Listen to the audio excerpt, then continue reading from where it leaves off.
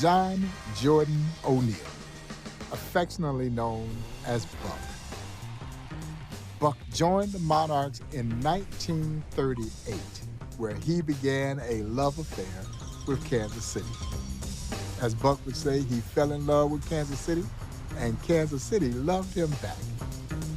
And it would be an affiliation that he would have with the Monarchs from 1938 through the end of the 1955 season. Buck would later become a player-manager with the Monarchs before leaving to go join the Chicago Cubs as a scout. And as a scout, he signed Hall of Famers Ernie Banks, Lou Brock, and Lee Arthur Smith to their first professional baseball contract. And then Buck himself would break barriers in Major League Baseball by becoming the first African-American coach in Major League Baseball history with the Chicago Cubs in 1962.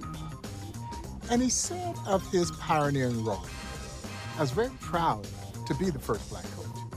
But he says, "I couldn't stick out my chest because I knew all of these other great black baseball minds from the Negro Leagues who were more than capable of waving a guy home."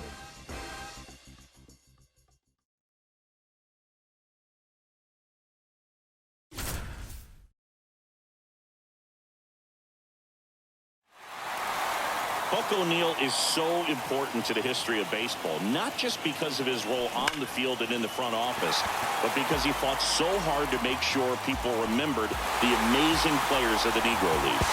Runner from second crosses the plate, and they take a 2-run lead. Swing, and that one hammered down the line. If it's fair, it's gone, and that is out of here. When Buck joined the Monarchs in 1938, he became their go-to guy at first base. He was a great first baseman, a tremendous defensive first baseman with line drive power, and was always a great clutch hitter and a natural-born leader of men.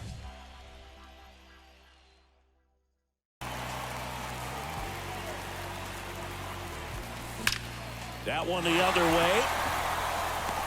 Makes the grab. Both runners tagging. And they'll score first. It's 1-0.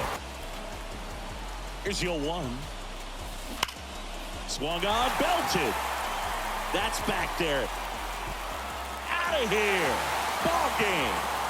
Buck O'Neill blasts one out. And Buck O'Neill had huge hands, but soft hands, great range, and great instinct. As a matter of fact, Buck delighted in letting you know that one season alone, he had one error the entire season. If you got it over to Buck, he was going to pick it because he could flat out pick it. All of those attributes helped make him one of the greatest defensive first basemen in Negro Leagues history.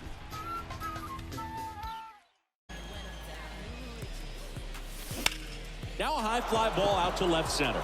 McDonald, long run into the gap. He can't get there. That should be extra bases.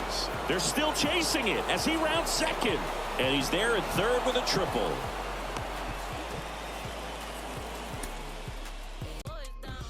People often ask Buck O'Neill, what was your greatest day in baseball?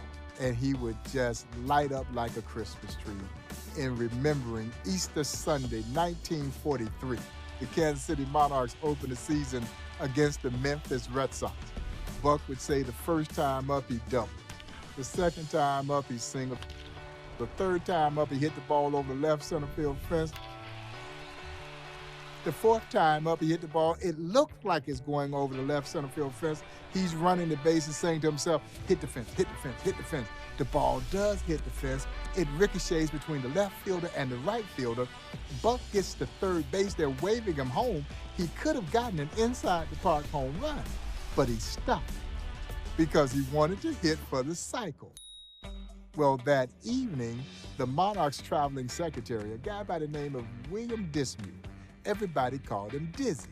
Well, Dizzy had invited some young school teachers over to the hotel to have dinner with the ball players.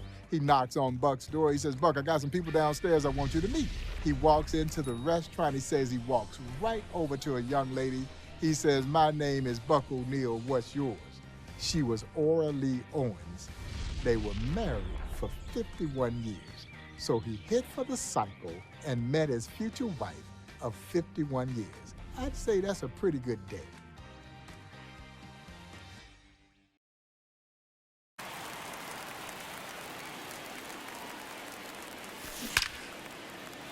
Hammered, base hit. So a 2-out knock keeps the inning alive. Couldn't have timed it up any better than that. Starring Ernie Banks in an East-West All-Star game in Chicago. The game was going to be stopped in the 9th because they were almost out of balls. Buck said, "Wait, we don't need any more balls. This next kid will end the game." And then Ernie Banks hit a walk-off 3-run homer. Oh, I'm sure he feels really good about that one. Really good swing right there. He got a pitch that he knew he could handle, allowed himself to stay back just a tad bit longer, and he hit the ball on the screws. It's really interesting that Buck O'Neil won his only batting title in 1946 after being discharged from World War II, where he had served in the U.S. Navy's Subic Bay, Philippines. And maybe we owe Uncle Sam for the reason that Buck O'Neil was burning that ball up when he got home. Clearly, Buck was glad to be back on U.S. soil. He had always been a clutch hitter, line drive hitter with great power. But in 1946, he put it all together and actually helped lead the Kansas City Monarchs into the 1946 Negro League World Series.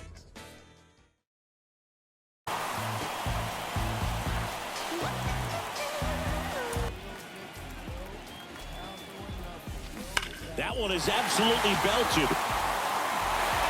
Out of here!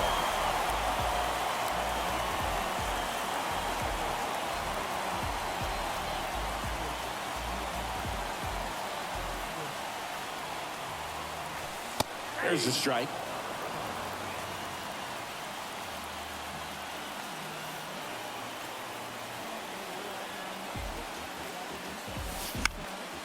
And there's a foul ball.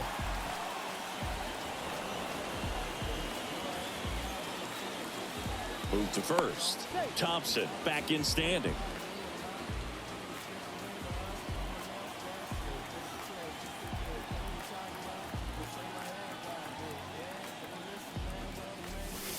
Next pitch is downstairs. 1 ball, 2 strikes.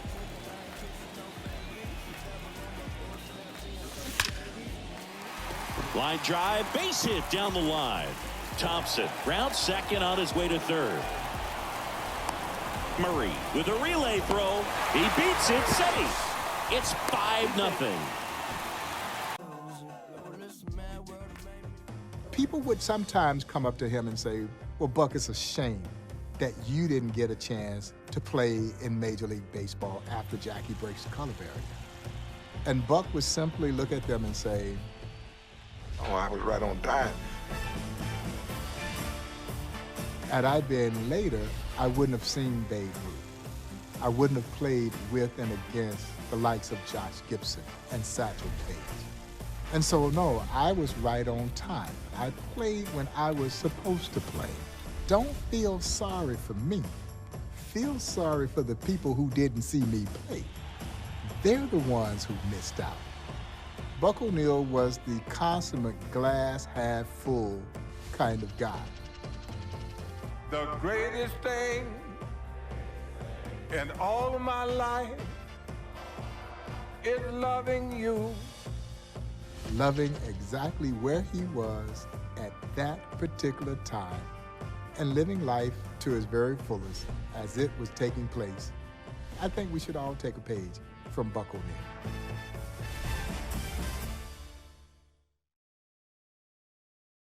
Buck O'Neil was a baseball lifer. He was a Cubs scout for more than 40 years, and he helped them sign players like Ernie Banks, Lou Brock, and Lee Smith.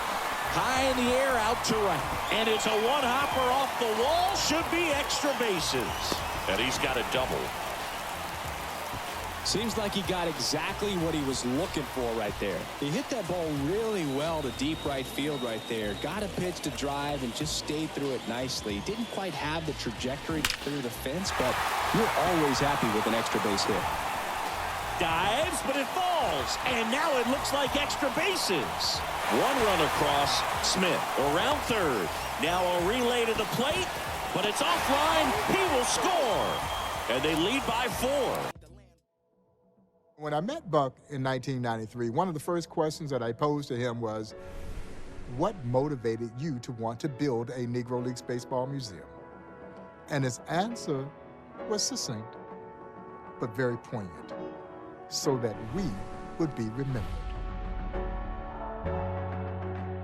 And that is the quest of this great museum, to make sure that baseball's unsung heroes will never be forgotten, that those who forged a glorious history in the midst of an inglorious time in American history will be remembered.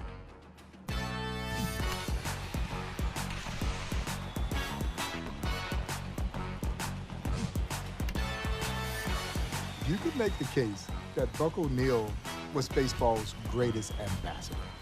What Buck accomplished over a tremendous 7-decade career as a great player, as a tremendous manager, as a groundbreaking scout and groundbreaking coach in Major League Baseball, and then the work that he did to build the Negro Leagues Baseball Museum,